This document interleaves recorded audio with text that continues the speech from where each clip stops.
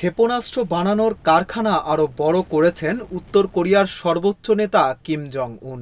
আমেরিকার একটি think tank প্রতিষ্ঠানের এক গবেষক এ দাবি করেছেন। তিনি বলেন, এক ধরনের স্বল্প মাত্রার ক্ষেপণাস্ত্র বানানোর কারখানা বড় করেছে উত্তর কোরিয়া, আর এই ধরনের ক্ষেপণাস্ত্র ইউক্রেন যুদ্ধে ব্যবহার করছে রাশিয়া।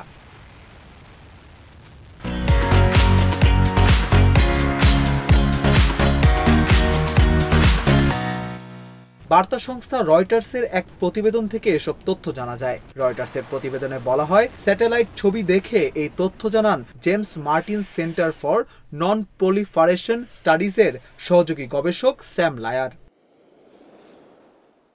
লায়ার রয়টার্সকে বলেন, উত্তর কোরিয়ার দ্বিতীয় বৃহত্তম শহর হ্যামবাংয়ে রিয়ংসং মেশিন কমপ্লেক্সে এই কর্মসূচি দেখা গেছে। এই কারখানায় হাসং-11 ক্ষেপণাস্ত্র বানানো হয়। এতে জ্বালানি হিসেবে কঠিন পদার্থ ব্যবহার করা হয়, আর এই অস্ত্র রাশিয়াতে সরবরাহ করা হচ্ছে বলে অভিযোগ উঠেছে। কিন্তু রাশিয়া ও উত্তর কোরিয়া এই অভিযোগ অস্বীকার করে আসছে। ক্ষেপণাস্ত্র বানানোর কারখানা বড় করার ব্যাপারে জানতে চাওয়া হয় জাতিসংঘে উত্তর কোরিয়ার মিশনের কাছে। তারা এই ব্যাপারে কোনো মন্তব্য করতে রাজি হয়নি। রাশিয়া ও উত্তর কোরিয়ার মধ্যে সামরিক সহযোগিতা বৃদ্ধি পাওয়ায় পশ্চিমা দেশগুলোর উদ্বেগ বেড়েছে। গত জুনে কিম জং উন ও ভ্লাদিমির পুতিন একটি সামরিক সহযোগিতা চুক্তির মাধ্যমে নিজেদের জোটকে আনুষ্ঠানিকভাবে সুদৃঢ় করেছেন।